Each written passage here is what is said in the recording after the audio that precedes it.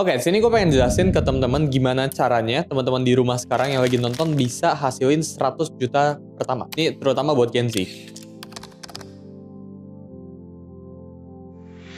Kenapa 100 juta ya? Gue inget banget dulu pas pertama kali gue dapat 100 juta pertama gue, itu di umur ke 15 atau 16. Ya, jadi sekitar 3-4 tahun yang lalu, gue dapat 100 juta pertama gue, itu rasanya happy banget. Jadi di saat achievement pertama milestone gue 100 juta itu lebih happy jauh daripada gue dapat 1 miliar pertama, daripada gue dapat 10 miliar pertama, dan seterusnya. Jadi dapetin 100 juta pertama, menurut gue itu achievement yang semua orang wajib ya buat rasain ya. Itu tingkat happiness saya itu happy banget. Menurut gue pribadi sih kayak gitu. Buat dapetin 100 juta pertama, itu nggak butuh hoki sama sekali. Jadi lu bisa pure kerja keras, atau lu bisa pure gak butuh momentum yang gimana-gimana. Ya lu gak butuh punya momentum kayak COVID dulu, karena COVID seperti yang kita tahu ngerubah baik banget hidup orang. Tapi di sini yang lu butuh itu cuma kerja keras. Jadi uang 100 juta pertama itu achievable lewat kerja keras, itu nggak pakai hoki ya. Jadi buat lu yang sekarang lagi nonton ya di rumah, terus lu punya HP, lu punya internet koneksi, kalau lu manfaatin waktu lu dengan baik, atau lu cari resource dan sebagainya, hampir bisa dipastikan buat lu dapetin 100 juta pertama lu. Unless ya, kalau kita bicarain buat dapetin 20 miliar, 50 miliar, 100 M, 1T, mungkin itu emang ada sedikit lucknya. Uang itu emang kayak gitu ya. Uang itu ya awal-awalnya, misal kita bicarain dapetin 10 juta, tabungan 10 juta, tabungan 50 juta, tabungan 100 juta, itu mungkin masih achievable lewat kerja keras. Tapi di saat udah diminish nih, kita bicara M atau triliunan, unsur hokinya udah makin banyak. Jadi kalau misal lu dapetin 100 juta, itu mungkin bisa 100% kerja keras. Tapi kalau misal lu dapetin 50M atau 100M, mungkin itu kerja keras faktornya jadi cuma 20%, 30%. 70% itu based on momentum sama luck. Ini gue ada discuss separated ya di video selanjutnya, tapi menurut gue kayak gitu ya. Buat hasilin 100 juta pertama, menurut gue itu lu nggak butuh uang untuk menghasilkan uang. Itu buat pertama ya. Jadi jangan salah kaprah, denger di luar sana ya, buat menghasilkan 100 juta pertama itu harus dapetin modal dulu. Apakah dengan lu dapetin modal menjamin lu bisa lebih cepet buat jalan ke 100 juta pertama? Iya. Tapi apakah dari 0 ke 100 juta pertama itu achievable tanpa modal? Bisa guys jawabannya. Jadi menurut gue hilangin dulu mental blocknya buat cari 100 juta pertama. Itu lu harus dapat uang dulu, atau lu harus dimodalin dulu sama siapa, sama temen lu atau sama orang tua lu. Di sini gue udah siapin framework kayak gimana caranya teman-teman ini bisa hasilin 100 juta pertama ya di rumah, online atau apapun itu ya. Ini mau kalian di industri apapun, gue bisa bantu teman-teman buat achieve 100 juta pertama. Ini gue udah breakdown ke total 4 cara yang bakalan gue sharing ke teman-teman. Jadi langsung aja kita mulai ya. Pertama, tekan pengeluaran. Apapun pengeluaran yang lu punya, misal lu sekarang dikasih duit jajan sama orang tua, tabung. Jadi lu dapat duit di mana, tabung. Belajar buat jangan konsumtif, belajar buat jangan boros dulu. Duit lu itu belum nyampe 100 juta, udah belum nyampe level di mana lu harus boros. Gue dulu pas pertama kali dapat 100 juta, buat perjalanan ke sana itu susahnya minta ampun. Kenapa? Karena gue spending terus. Duit gue belum 100 juta pada saat itu. Gue udah beli HP baru, iPhone, pas itu iPhone XR ya. Gue pengen banget dulu beli ya. Gue udah beli laptop baru dan sebagainya. Jadi itu menghambat proses gue buat mencapai 100 juta pertama. Unless lu emang bener-bener butuh. Misal HP lu rusak, atau nggak misal lu butuh buat kamera, atau lu butuh buat beli app design dan sebagainya, itu oke ya. Belajar buat punya spending yang produktif, bukan spending yang konsumtif. Pengeluaran itu nggak apa-apa selama itu produktif. Misal lu sekarang kerjain bisnis A, terus lu butuh beli software ya, lu butuh beli desain atau apapun itu ya lu beli aja. Tapi lu jangan beli something yang nggak upgrade atau nggak ningkatin ROI dari bisnis lu. Contohnya ya, misal lu punya duit sekarang 10 juta, mendingan 10 juta ini lu tabung daripada lu pakai, misal lu sekarang punya HP iPhone 13, lu beli iPhone 15. Padahal itu nggak ada bedanya, jelas lu bisa tahu gitu. Jadi pelajarannya yang pertama itu belajar buat tekan pengeluaran dulu. Kalau lu ada pengeluaran, jadi bisa dapat uang jajan dari orang tua, belajar buat tabung dulu. Itu dari pertama. Nah, pertanyaannya kan nggak semua teman-teman sini kan punya penghasilan. Mungkin lu dapat duit jajan dari orang tua, atau mungkin yang nggak ada 100%. Jadi buat yang nggak ada penghasilan, ini kita masuk ke yang nomor 2. Pick your specific niche. Jadi niche itu kategori. Specific itu bener-bener lu tembak beneran sampai dalam. Kita bicarain tentang segitiga. Lu harus pilih kategori, atau lu harus pilih bidang yang bener-bener niche banget. Ya contoh ya, gue kemarin ada ke satu universitas, gue jadi pembicara di sana. Terus ada satu orang tanyain ya, gimana caranya Gen Z itu bisa hasilin 10 juta pertama atau berapapun. Jawaban gue itu selalu sama ya, lu harus pilih specific niche. Misal ya, gue kemarin dikasih contoh pedal. Pedal itu luas sekali. Gimana cara manfaatin, gimana cara dapat duit dari pedal ini, kan topiknya kan pedal kan. Gue kemarin bilang simple banget. Ya misal lu bisnis pedal ya. Pertama, lu bisa jadi content creator. Jadi lu jadi influencer pedal, ya lu ajarin cara orang main pedal itu kayak gimana. Itu bisa dari situ. Terus lu buka kelas cara main pedal, itu bisa pertama dari situ. Atau enggak kan kedua, pedal kan ada stick ya kan. Lu bisa jualan stick ya, lu bisa affiliate sticknya, itu bisa. Atau enggak ketiga, lu buat meet and greet ya, main sama followers lu itu pengen main sama lu ya. Misal jualan lapangan, itu bisa juga ya, lu affiliate lapangan. Jadi optionnya tuh luas sekali, tapi lu harus pilih spesifik niche-nya. Jadi ada baik banget ways to make money on pedal. Nah ini kan lu pilih salah satu. Jadi lu jangan terlalu mencar.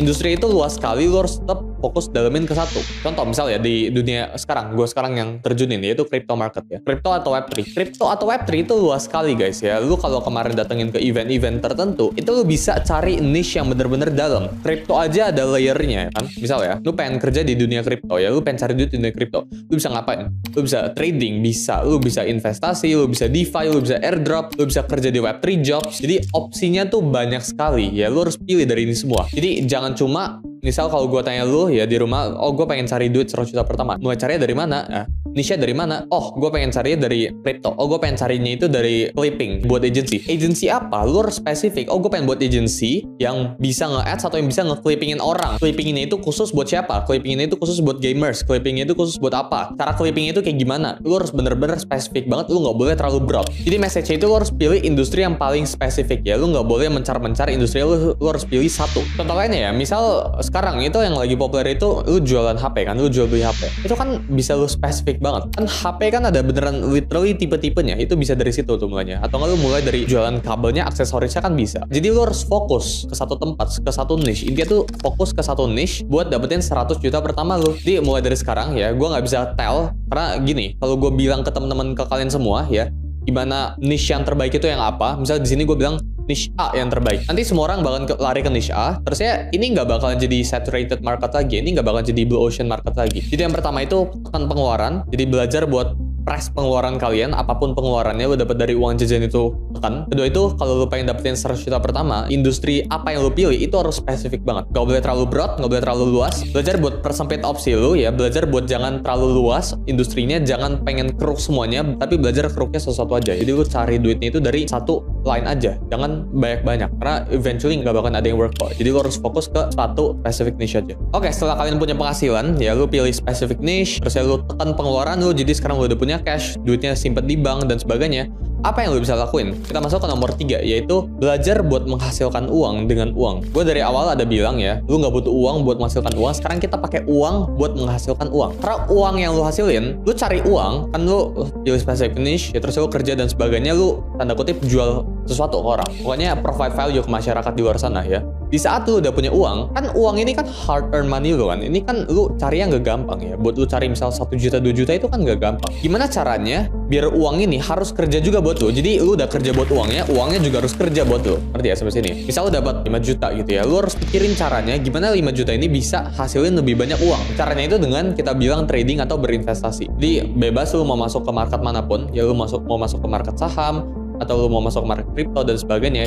Yang gue saranin sini, never lose money ya. Jadi jangan sampai 5 jutanya ini lu resikokan buat dapat uang yang jauh luar biasa lebih banyak. Kenapa? Karena di saat lu meresikokan uang ini, misal 5 juta ini turun jadi setengah ya, ini risk of drawdown ya namanya dalam investasi ya. Jadi kalau turun setengah itu buat gain back ke atas butuh 2 kali lipat. Jadi menurut gue nggak perlu besar-besar untungnya. Jadi untung paling besar tetap harus dari yang nomor 2 itu ya. Lu cari duit dari specific niche lu. Terus investasi ini buat tambah-tambah. Yang penting uangnya itu nggak diem. Gue bilang kalau misal lu investasi ke saham, mungkin investasi ke blue chip stocks ya, atau ke banking stocks itu bisa. Atau misal ke crypto ya ke Bitcoin aja, sesimpel itu ya. Jadi jangan aneh-aneh masuk ke altcoins ya, ke sesuatu yang lu nggak mengerti. Unless lu punya teman yang jago banget di crypto, yang ngerti banget di investasi, tapi itu unlikely biasanya. Tapi kalau misal lu punya, ya lu tanya ke mereka ya, altcoins apa yang bagus dan sebagainya. Tapi menurut gua cukup dengan return 10 atau 15% atau bahkan 20% is already good. Misal kita bicarain Bitcoin aja, itu udah ARR ya, CAGR-nya, compound annual growth rate-nya itu 30-40%. Jadi menurut gua cukup uang yang kalian punya sekarang itu di compound. Jadi kalau kalian tarik dari awal nih stepnya, pertama lu harus pilih niche, beneran niche-nya. Lu jago di bidang apa? Misal lu suka main game, lu suka main Mobile Legends. Lu suka main Mobile Legends. Mobile Legends tuh cara monetize-nya banyak loh. Pertama bisa jadi content creator, lu bisa